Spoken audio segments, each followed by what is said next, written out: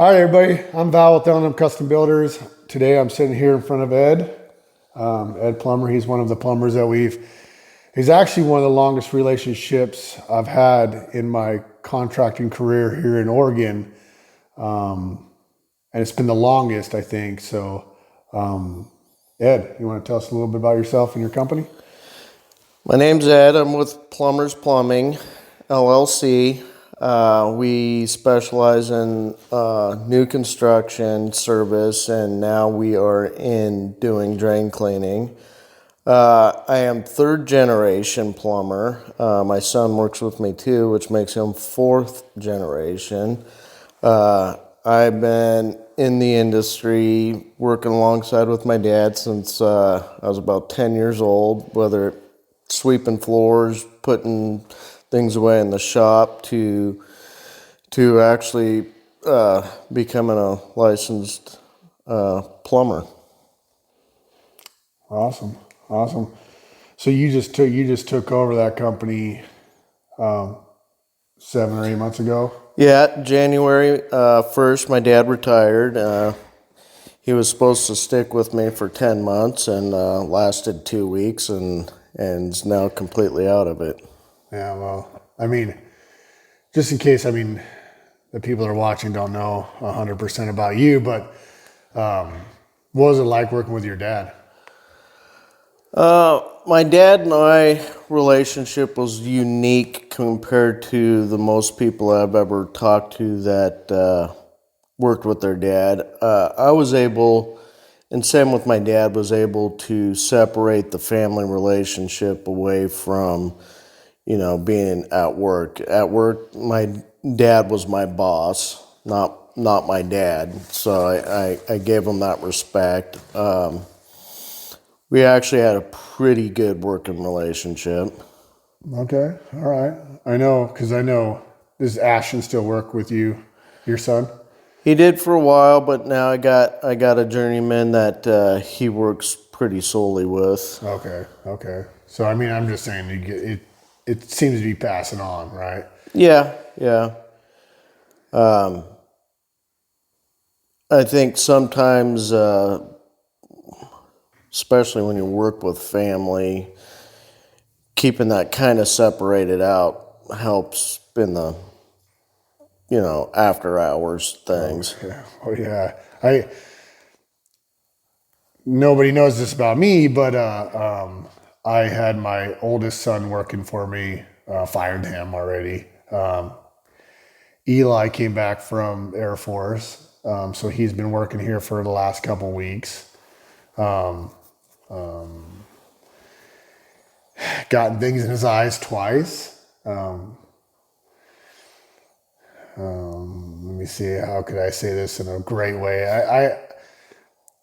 I've been doing this since 1997, and I had lots of things get in my eyes, and I've never taken a day off of work for it, but he's already taken a day off in the last 2 weeks. So I'm not trying to say nothing, but he did call the construction manager. He did go the right way. He didn't flake, and he hasn't used his name to get anything favor. So he is doing it the right way. But yeah, the generation coming up is definitely different than ours coming up. I've damn near cut fingers off and electrical taped it up and went back to work been to work with 104 temperature and stuff like that.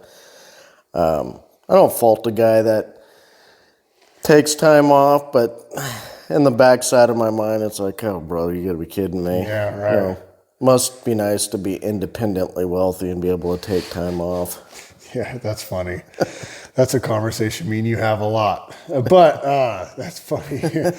So it's funny because he did get something in his eye on one day, and then he called me, and of course I drove out there because in L&M Custom Builders, I think actually just like you guys, they drive company vehicles. So they come to the shop here, and then they take their company vehicle to the job site, and then something gets in his eye. And so he calls me, and he's like, Dad, there's some stuff in my eye. I'm like, okay. So I drive out there. I look at it. It's obviously, I bring him in. I was going to take him to the urgent care. He decides not to go. So I bring him home. An hour later, it comes out of his eye magically, which is whatever. And then the very next day, they're putting insulation in at this project, and he gets a month of insulation in his eye. And I was like, I told my construction manager, I'm like, I'm riding him up.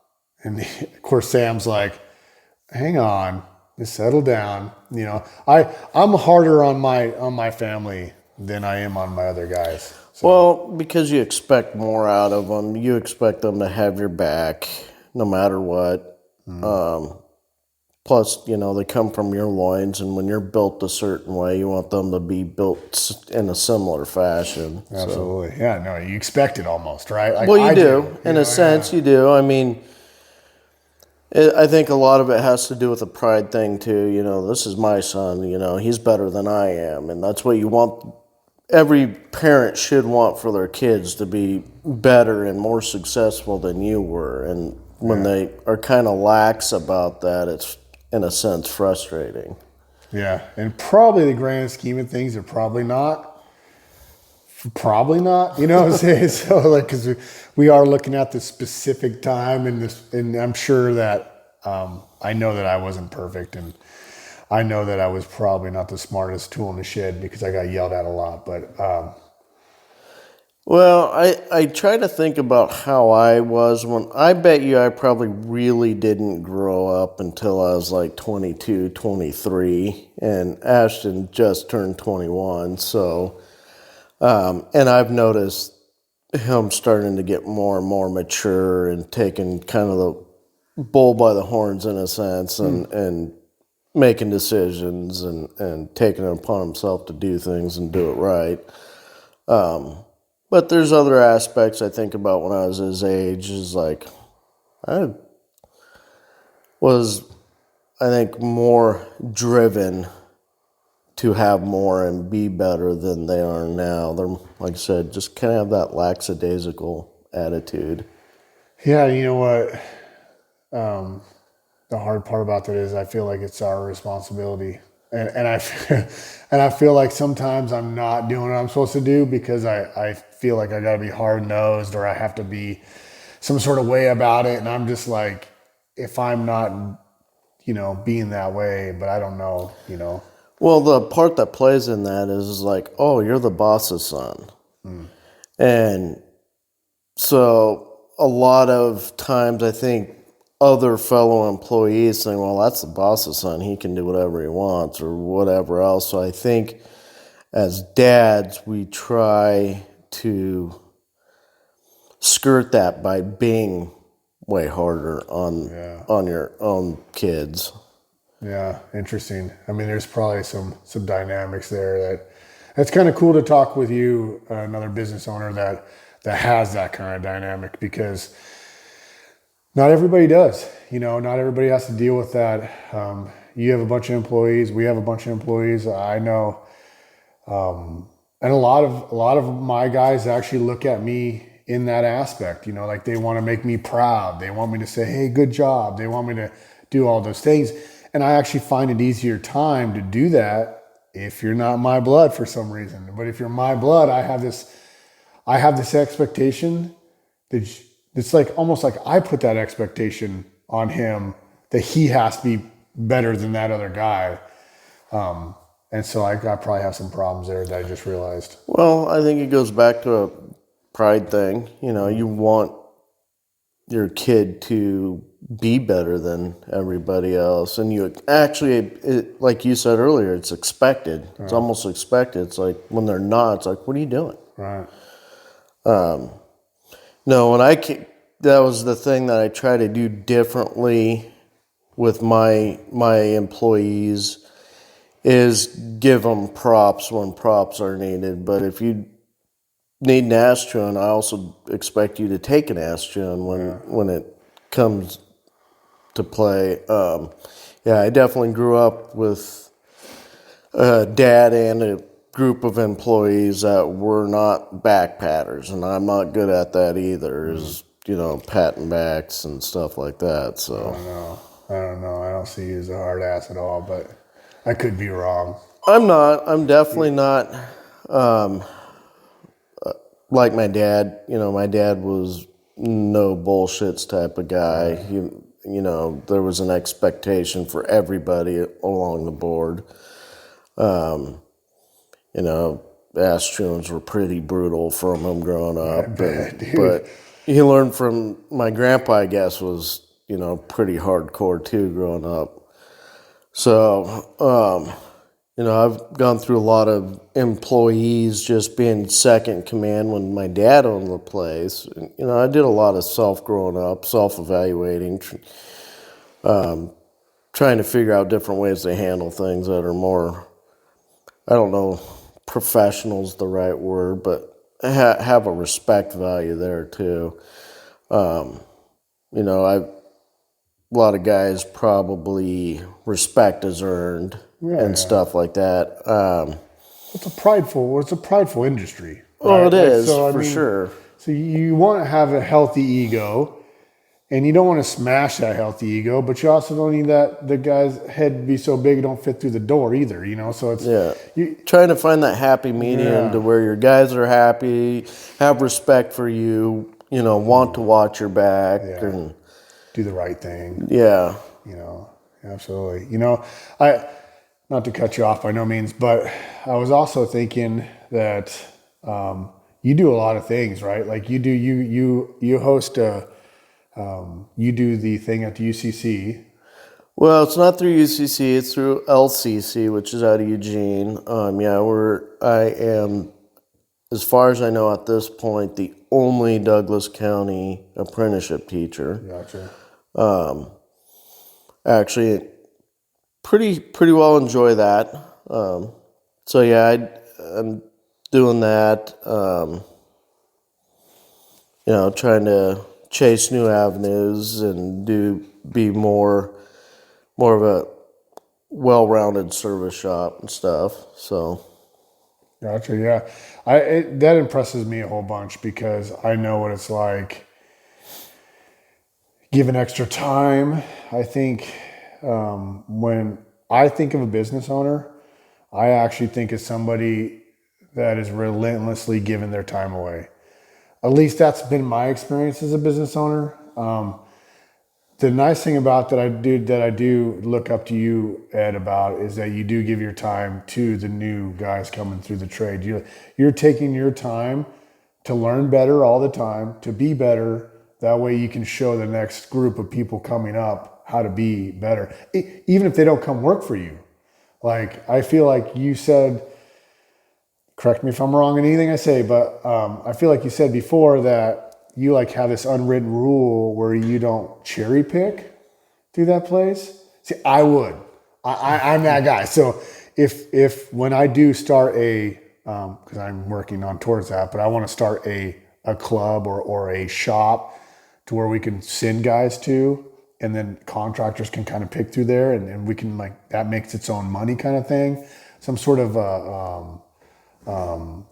almost like a draft type of thing. You bring in these guys, you try to train them up, pick the guys that are going to be. They all make $18 an hour, and then we kind of just see who shows up and who doesn't, and then get to pick through them. But I would easily be like, hey, L&M's where you want to come. Yeah. And honestly, when I decided to become an apprenticeship teacher, that was a concern of a couple of guys in the county. Is like, here's a guy from another plumbing shop wanting to teach our apprentices and have the ability to, soak them up. Yeah, talk them into coming over and whatever. And, I made a promise to myself, and then just trying to be an ethical person, that is a no-fly zone. Yeah, so if I have apprentices come in there, and I have apprentices in my class, just talking to them, knowing that they're smart or whatever. I don't know their work ethic at work or whatever else, but there's a couple of guys, handful of them actually, that I know are probably good employees, but that is not a conversation that I ever bring up or whatever. But with that said, if they come to me, it's fair game. I will never go to them. Gotcha. So if they come up to me and say, hey, I'm leaving this place, and the first thing out of my words is, I hope you really want to, because I will be calling your shop and letting them know that, hey, this guy's looking to leave. What's the deal? Yeah. Because I don't want anybody in town. I feel like that I have a good relationship with most of the plumbing shops in town, to where I feel, I don't want to ruin that. There's, a handful of them that we trade materials back and forth, or I can go, hey, I need this. Do you have one? Oh, yeah, I just have, have the wholesaler send it back down to me and stuff like that. And I don't want to ruin that. Or I've got a plumbing shop now that I trade my guys out. I let them use them for a few days if they need help on stuff. So, and, I want to be able to do the same if I need to. And so, we're all trying to make a living, and I don't want to be the guy in town that, everyone's pissed off at because, ethical reasons. Yeah, absolutely. I like to go to dinner and not worry about somebody wanting to beat me up because I stole their guy or customer or anything like that. I mean, I don't think that we live in an area that would happen, but I get what you're saying. Yeah. I exclusively use you. I don't even push out there and get bids with anybody else. And I know you know that, but it's like, I stick to that. You're actually been well, you and I have a sheetrocker that I use 100% of the time too. And if anybody cares why, it's because that guy has always showed up, always answered my phone, always gave me estimates, always does what he's supposed to do, never not answers the phone. And I want to have a construction company that does the same. The same thing with Ed, we work together. If I call him, he answers the phone, or he texts me right away, hey, I'll call you back, and it's that's the kind of relationship that I want to have, because that produces our customer, and it gives our customer a good experience, That's what it's about. When you stick with a certain person or group or contract or whatever, the longer you work with them, you know what each other expects and what each other's, gonna do, or if he has your back if something does happen, or if something doesn't go right, you can call him and say, hey, look, this failed. That guy's gonna be out there. Yeah. A creature of habit, and I don't like drama. I don't like so I try to make sure everything goes right. And we've definitely had things not go right. I know we have in an L&M Custom Builders, and again, I've talked about this on one of my last podcasts, but like what happens when things go wrong. It's nice in our company that I can call you. I'm like, hey, dude, this isn't what do I do here? And it's like, cool. Well, we'll just come with that solution. Boom, done. It's finished. That's. Everything has to be solution based. If it's always problem based, then that always creates problems. Solutions create solutions. So. Well, that's the thing. You just go in there, fix the issue, and then go from there. You don't want to well, who did this? Who did that? Why this? Why that? It needs fixed. Let's just get in there and get it fixed. Yeah. Dust settles. We're going to move on to the next project, and who cares? Yeah. So that's cool. So if moving on into this, I know you started a new drain cleaning. Yep. Why did you start that for? I see kind of a calling for it in a lot of places. We used to do drain cleaning back in the late 90s, early 2000s. It's definitely a specialty end of the plumbing industry. There's a lot of special tools that you need. Being able to understand the plumbing system and being able to attack a drain issue. One of the biggest things for me, I turned away probably a minimum or 2 or 3 drain cleaning jobs a week. Wow. For one, and then 2, I had some guys that I felt that I could call on, and either one was sick, or one was out of town, or one was on vacation, or just just simply couldn't get a hold of them. And so it was like, I got thinking, well, I'm just giving away all this work all the time. I've got the ability to set up a van to make solely for drain cleaning. So, I had a guy that was looking for a job, and I asked him how he felt about doing drain cleaning, and he said he'll do whatever it takes to make that happen. So we're starting to roll out with that now. It's only been maybe the last 2 weeks that we've kind of implemented this. It's worked good. Yeah, so far we've done 4 service jobs in that line of work, and had no issues with it so far. We do have machines we're looking at purchasing and making it a highly professional side of us that can compete with everybody else. At this point, we're kind of letting it come to us. As they come, we do them. We're not really pushing it right now until we can get fully tooled up. Right. Some of the stuff we're looking at is very expensive, so you kind of have to work towards it.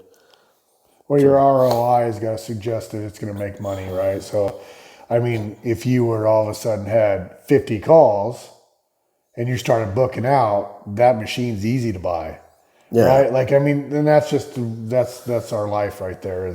Well, yeah, and some of the companies that I've been talking to and working with, give me 90 days to pay for some of the stuff. So if I know that I've got a lineup of work, then I know I can buy it and be able to pay for it at the end of the I'm with you. day.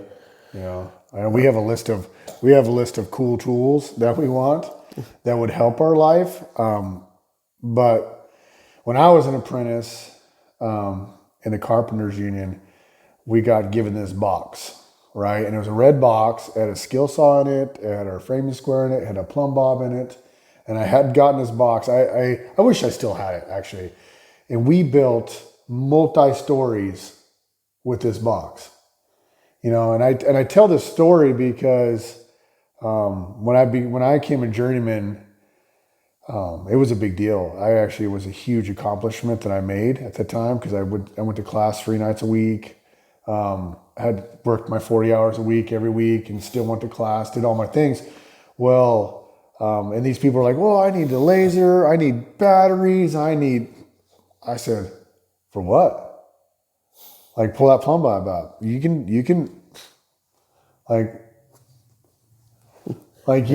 make it work. Like, if you're thinking that you have to have this special tool, and don't get me wrong, I'm all about innovation, I'm all about new tools, but we also cannot forget our roots and how to get there. If everything fails, you got to be able to still get the job done, Well, yeah, and I get that. I got a couple of guys, like, they want all the new latest stuff and everything, and I don't blame them. I mean, absolutely. if we can make it happen, we'll make it happen. But at the same time, heaven forbid we should use the tools we all started out with in our lives to get a job done instead of whining and crying about it. Exactly. Yeah, it's just because, exactly. I got guys that'll break and rub every tool off and still use the next tool. Like, I got some guys that are just ridiculous, Yeah, I had a couple of guys that would, like, the paint would fall off the Sawzall blade and then want you to buy new ones. Yeah, don't get me started on blades. Yeah, don't get me started on that. That's funny. In fact, I mean, do you guys, what is your guys' process, just to kind of dive a little bit into it, what's your process on keeping track of that stuff? Do you guys have a process? We don't, but we've got one unveiling, or we're working on right now, because when you have 8 guys out in the field and you only have a hand, say 3 or 4, whatever it may be, a pro press tool or something like that. Right. We have, 2 or 3 of those.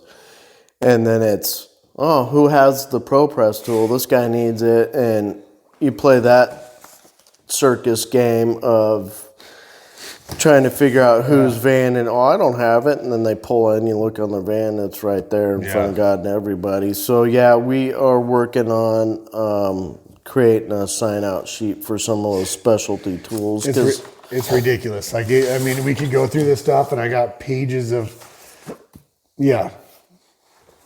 Yep.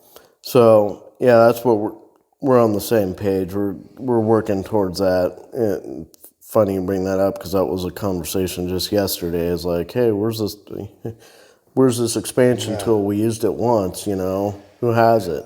Oh, I don't know. Exactly. So one that we've been going. So I've been buying bulk for all our like skill saw blades and sawzall blades and grinder wheels. Like I'll just buy 500 of these things. Right. So, and it works out okay, but then I would put it on my back shelf. But since I'm not a guy that's in the field every day anymore, I don't know. I don't keep track of it anymore. So I don't know, So now I've had to hand that off to other people. And don't get me wrong, our company is very loyal. I have some really loyal guys here. So they're very conscientious of what they do. But it has to be rinse and repeatable. So if we get new guys in, they got to be able to like, hey, they know that, hey, we go back to the back shelf, we sign things off the back shelf, we sign it out, because as estimating, I don't know how you do exactly how you do estimating. I mean, I see your guys' billing and stuff, but when I estimate a job, I'm not looking at 15 sawzall blades. I'm not putting on there 15 skill saw blades. I have a budget of like $250 that I throw in there for blades. Miscellaneous stuff. Yeah, and it's just it's a small amount of money, but the fact of it is that you could eat that up probably 5 times over if you're not paying attention to it. Oh, easily. And then the customers are like, well, what's this cost? And you're like, well, dude, I mean, you probably didn't get charged for the $60 bits that I burned on your job. You didn't, so like some of those overhead cost profit that people try to eat up, they don't realize that the cost of doing business is ridiculous, and it's all comes out of our pocket from the gate. Yep. Being a business owner is a risky item, and we're just trying to survive. And at the end of the day, I just need to keep track. We're keeping track so that way we can come up with a solid number, and I can just charge everybody, just blanket everybody. And so if the number is $687, well, I'm just going to blanket everybody with $687. And that's just because that's the cost of my doing business. I think, and we'll just use previous, year or 6 months. That's how we're kind of doing it. But just to try to get that number, because we want good cuts. You got to have new blades, right? For us, it's a little bit big. I mean, even cutting your pipes and all those things. I mean, could you imagine somebody using some jacked up blade and ruining all the pipes and it looking all split and broke? I mean, you want your jobs looking good. So. Yep, you do. Especially when for us, it isn't like the late 90s, early 2000s where there's like 50 plumbing shops in town. There's a handful of them in town now, but you have to be better than the other guy. Yeah. When I first started, we used to turn in our blades on Friday and get them back on Monday. Oh, really? Yeah. So we take our our skill saw tool. We used to, every Friday a guy would come to our job sites and we'd take off all. And back when it was 99, right? Like they would come to our job site and everybody would take their blades off and we'd write on the side of it who blade it was, and we'd hand a stack of blades in, and then Monday they were all sharpened. Oh, that's cool. So now, and then you took care of your blades, so we wouldn't cut through no nails ever. Like you'd pull out all your nails, all your duplex. We didn't use screws that often, right? Everything was nailed. It's just such a different world. Now we have throwaway blades.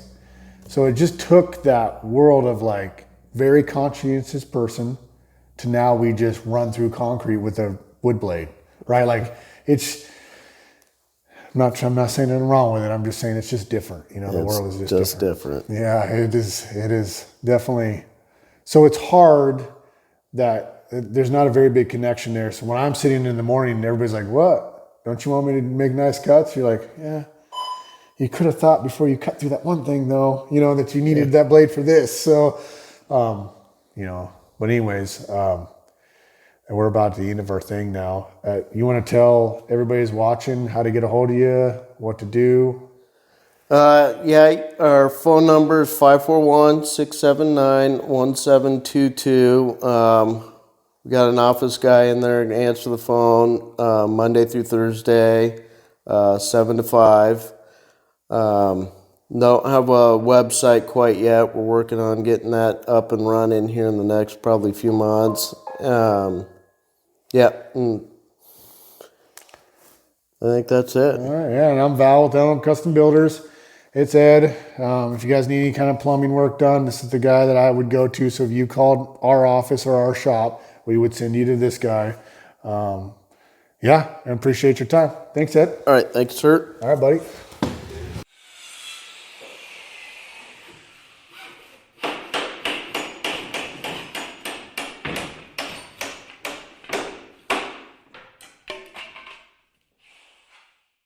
Talk like a robot. Hello.